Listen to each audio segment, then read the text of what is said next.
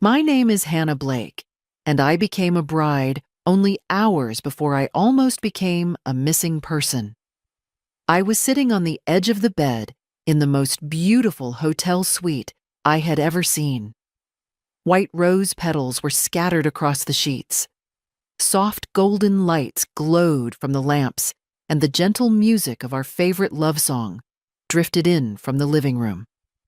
I should have been the happiest woman alive. I had just married Ryan Blackwood, the man I loved more than anything in the world. I was an orphan, a preschool teacher with no family, no wealth, no powerful name. And now I was suddenly the wife of one of the most powerful young businessmen in Westlake, California. I was still trying to let that reality sink in when Ryan walked out onto the balcony with his phone. I saw him through the glass door. His posture changed instantly. His shoulders tightened. His voice dropped low. I could not hear what he was saying, but I knew something was wrong. 2 minutes later, he was still standing there, staring into the darkness with his phone pressed to his ear like he was being held hostage by whoever was on the other side. Then suddenly, the door behind me burst open. Sophie Ryan's sister rushed into the room. Her face was white. Her eyes were wide with terror. Her hands were shaking so badly she could barely hold what she was carrying. "Hannah," she whispered. Before I could answer, she shoved something heavy into my hands. It was a thick bundle of cash held together by a rubber band. I froze. Her voice dropped to a broken whisper.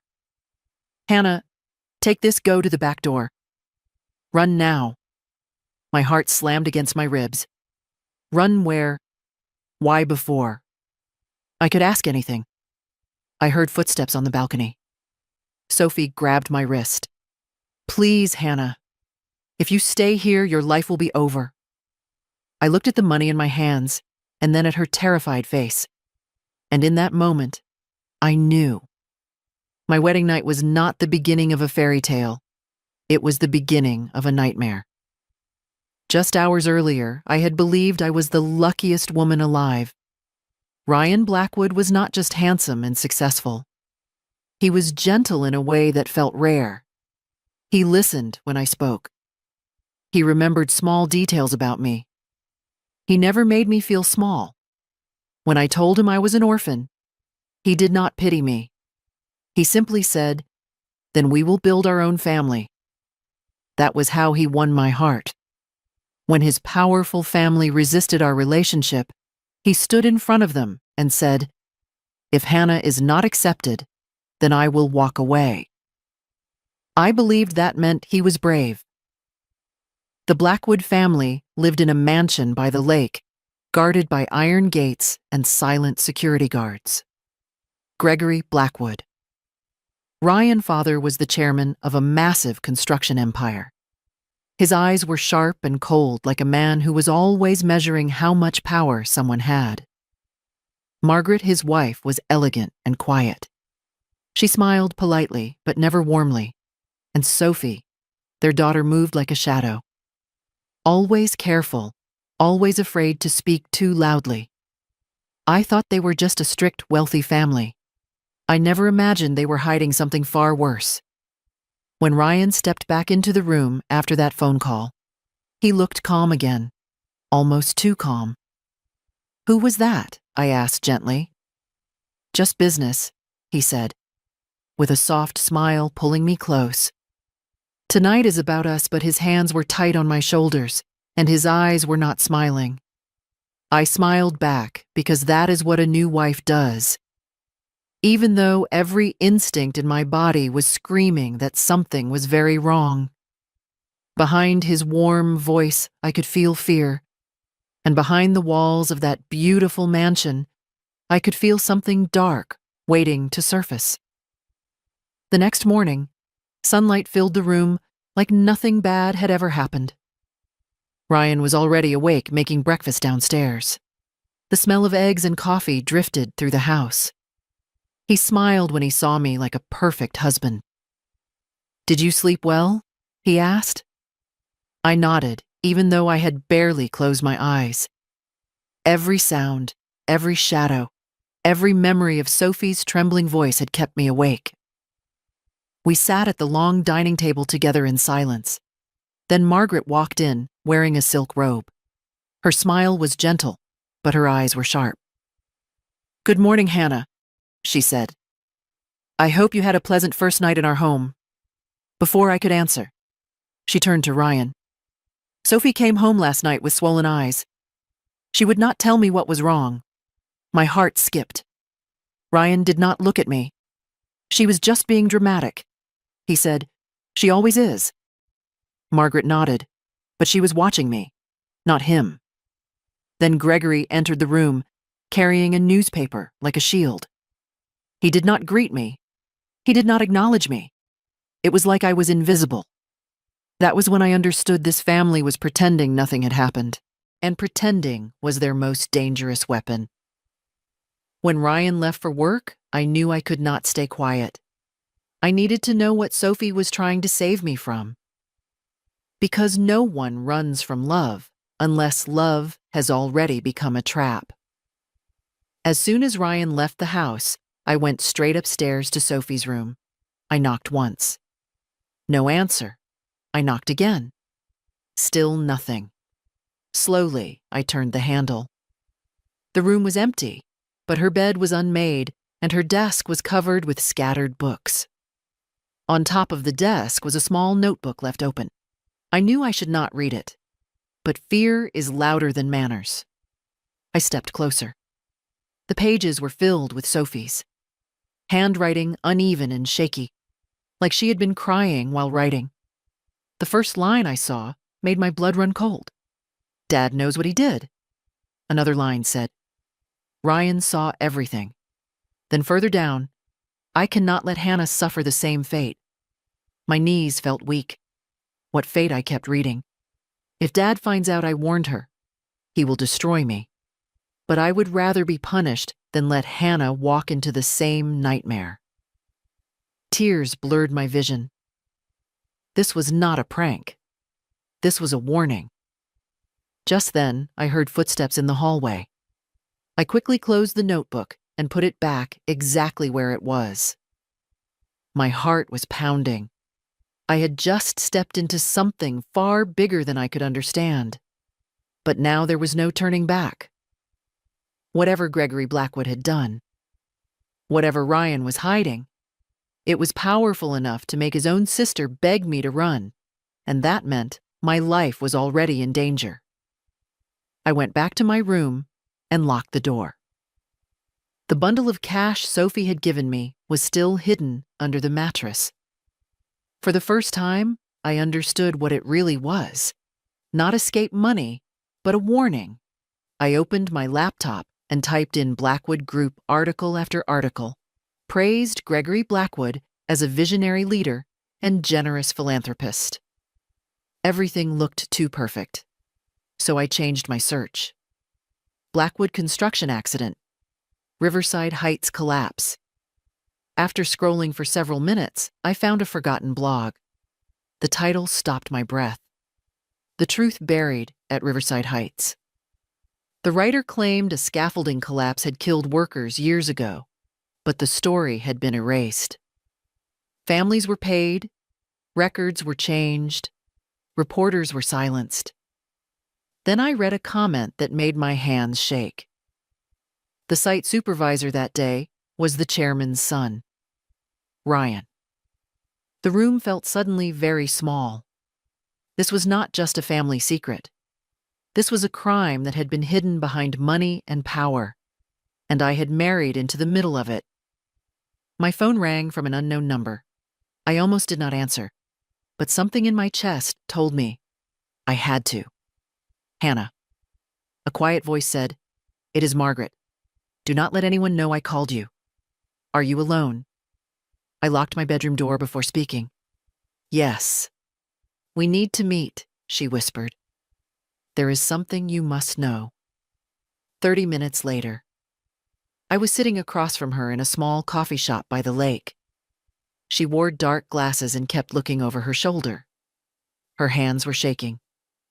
Gregory knows about the Riverside Heights investigation. She said, he is afraid. Then she looked straight at me. Hannah, your marriage was rushed for a reason. Gregory believes if Ryan has a wife and a future, he will stay silent. You were chosen because you had no powerful family to protect you. I felt like the ground dropped away. He is using me. Margaret nodded. Ryan did see what happened at Riverside Heights. He tried to stop his father, but Gregory broke him. He made him believe silence was the only way to survive. Margaret leaned forward. If you stay here, Gregory will never let you be free. Sophie tried to save you. Now I am begging you too. Run. I returned to the mansion with my heart heavy, but my mind clear. Running would save only me. Staying might save everyone. I went to Sophie's room that night and closed the door behind me. I know everything I told her. Your mom told me. Her eyes filled with tears. I was so scared, she whispered. You were brave. I said, but now I need your help. We have to find proof. Something your father cannot erase. Sophie hesitated but then nodded. There is a spare key to his study hidden in the memorial room. No one goes there at night. That was our only chance. For the first time since the wedding, Sophie stood a little taller, maybe because for once, fear was no longer stronger than truth. Near midnight, the mansion was quiet. Sophie led me down a narrow hallway to a small memorial room filled with old photographs and dim lights. She reached beneath the altar and pulled out a small wooden box. Inside was a single metal key. We moved carefully toward Gregory's study. Every step sounded too loud. The door opened with a soft click. Inside, the air smelled of leather and smoke. File cabinets lined the walls. A heavy safe stood in the corner. I tried to open it, but it was locked. My chest tightened. Then I saw the computer on his desk. The screen asked for a password. I thought about Gregory and what mattered most to him, his pride. I typed the year he had won his biggest industry award. The screen unlocked. There was a folder marked RH Riverside Heights. Inside was a single video. My hands shook as I pressed play. The footage showed the scaffolding collapsing, workers screaming, and Gregory standing there calmly on the phone. His voice was clear. Remove everything. No witnesses. I copied the file to a USB drive. This was the truth they had buried, and now I was holding it. A car engine cut through the silence outside. Sophie and I froze. Headlights flashed across the windows. Gregory was back. We rushed out of the study and locked Sophie's bedroom door behind us. Footsteps moved through the house, slow and heavy. Then Gregory's voice echoed down the hall. Who was in my office?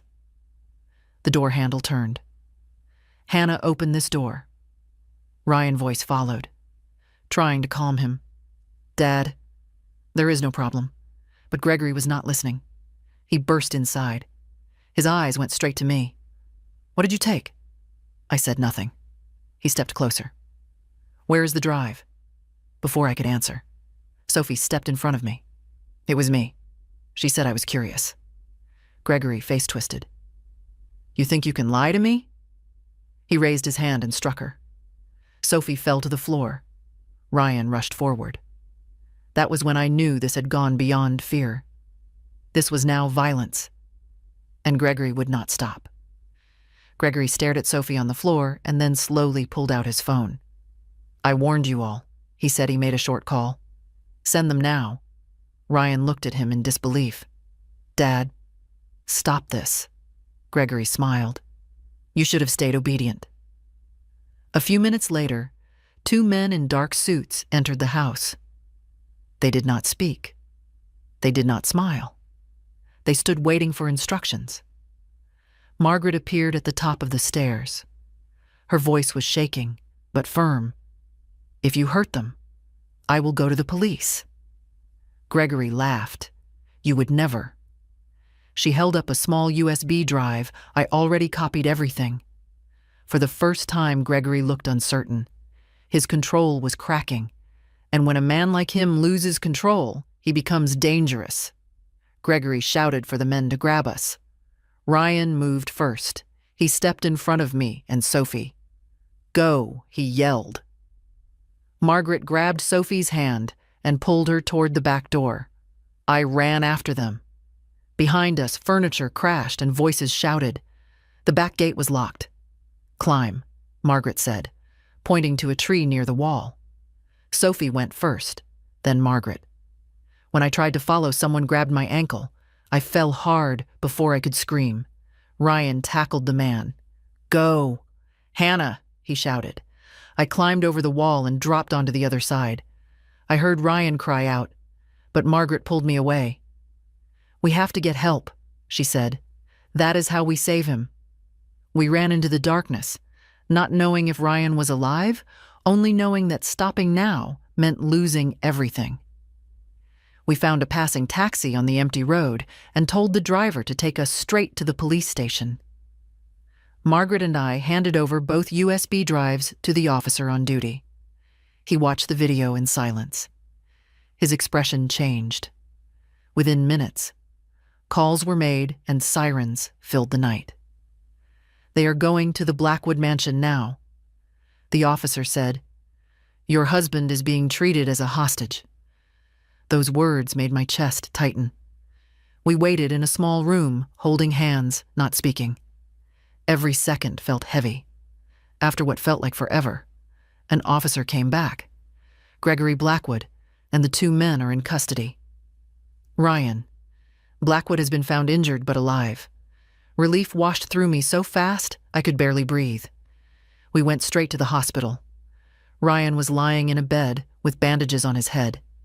He looked at me and smiled weakly. "Are you safe?" he asked. I nodded.